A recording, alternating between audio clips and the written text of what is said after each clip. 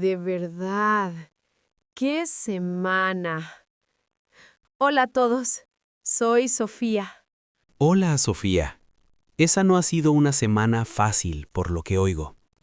Hola a todos y a todas, y bienvenidos a nuestro podcast. Soy Mateo. Ha sido una semana terrible en el trabajo, Mateo. Y todo por culpa de la mala comunicación.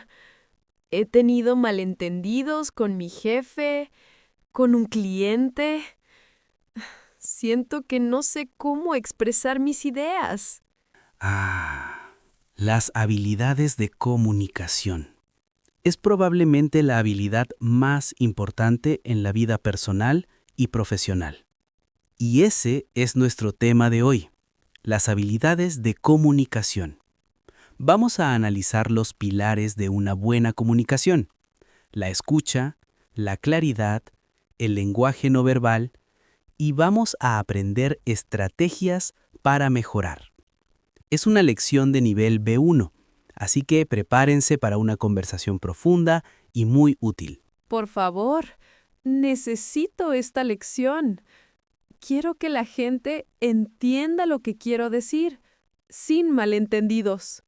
Pues vamos a trabajar en ello. La comunicación es una habilidad, y como cualquier habilidad, se puede entrenar. El primer pilar, y el más olvidado, no es hablar, es escuchar. La mayoría de la gente no escucha para entender, escucha para responder. La escucha activa es diferente. No se trata solo de oír las palabras, se trata de entender el mensaje completo, las emociones y las intenciones de la otra persona. Ah, escuchar para entender, no para responder. Creo que yo soy culpable de eso. Es muy común. Para practicar la escucha activa, hay varias técnicas. La primera es no interrumpir. Es fundamental que dejes que la otra persona termine su idea. La segunda es hacer preguntas de clarificación. Que yo deje, que termine. Usas el subjuntivo para dar una recomendación. Exacto. Te recomiendo que hagas preguntas como: ¿puedes darme un ejemplo? O ¿qué quieres decir exactamente con... La semana pasada tuve una conversación con mi hermana.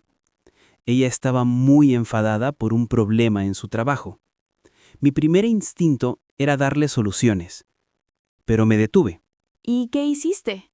Solo la escuché, y cuando ella terminó de hablar, en lugar de dar mi opinión, le pregunté, ¿cómo te sientes con todo esto? Esa simple pregunta cambió toda la conversación. Ella no necesitaba mis soluciones, necesitaba que yo la entendiera. ¡Wow! Ayer mi compañera de trabajo me estaba explicando un problema con un cliente, pero mientras ella hablaba, yo ya estaba pensando en mi respuesta, en mi solución. Entonces la interrumpí y le dije lo que tenía que hacer. Ella se enfadó un poco. Dijo que yo nunca la escuchaba. En esa situación, habría sido mejor si hubieras practicado la escucha activa. Podrías haber dicho, entonces, si entiendo bien, el cliente está enfadado porque no hemos cumplido el plazo, ¿correcto? Esto se llama parafrasear. Repetir la idea con tus propias palabras para confirmar que has entendido. Parafrasear es una herramienta muy poderosa. Demuestra que estás prestando atención. Vale, hagamos una práctica. Imagina que eres mi compañera de trabajo. Cuéntame el problema otra vez. Sofía, no sé qué hacer. El cliente X está furioso. Dice que el logo que le enviamos no es lo que él pidió, pero es exactamente lo que describió en el correo. Vale, entiendo. Entonces, el cliente dice que el logo no es correcto, aunque tú crees que sí sigue sus instrucciones. Exacto. Es muy frustrante. Muy bien, Sofía. ¿Ves? No has ofrecido una solución, solo has demostrado que entiendes el problema. Eso crea conexión. La escucha activa es difícil al principio, pero es muy valiosa. El segundo pilar es el contrario de la escucha: hablar con claridad. Muchas veces, los malentendidos ocurren porque nuestro mensaje es confuso, demasiado largo o desorganizado. Creo que ese fue mi problema con mi jefe esta semana. Le envié un correo electrónico larguísimo, con toda la historia del proyecto, todos los detalles. El correo tenía 5 párrafos. En el último párrafo expliqué el problema y pedí más tiempo. Él me respondió con una sola palabra. ¿Qué?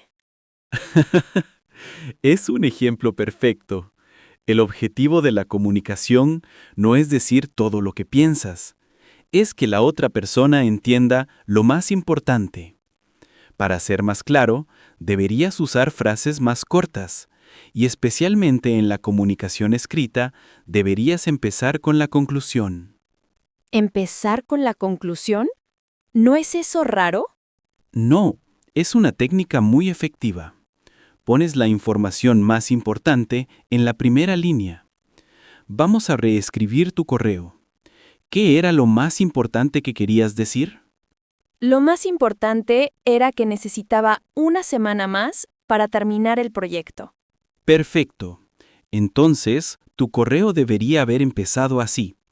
Asunto: propuesta de extender el plazo del proyecto X una semana. Hola, jefe. Te escribo para proponer que extendamos el plazo del proyecto X una semana. La nueva fecha de entrega sería el 20 de octubre. Aquí están las 2 razones principales. Es directo, claro y respeta el tiempo de la otra persona. ¡Wow! Si yo hubiera escrito eso, él habría entendido inmediatamente.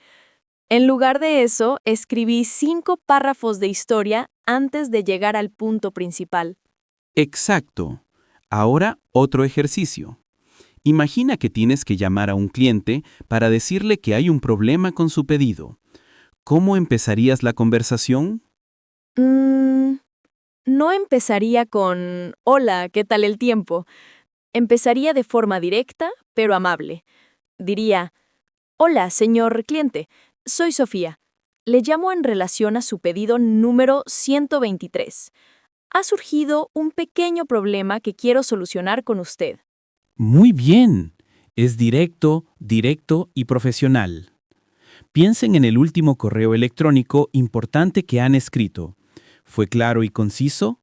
¿Empezaron con la conclusión? Es un cambio pequeño que puede transformar su comunicación profesional.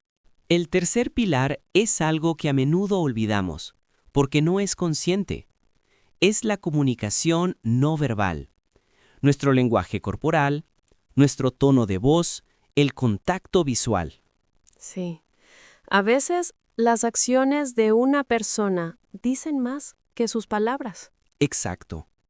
Los expertos dicen que la comunicación es solo un pequeño porcentaje de palabras.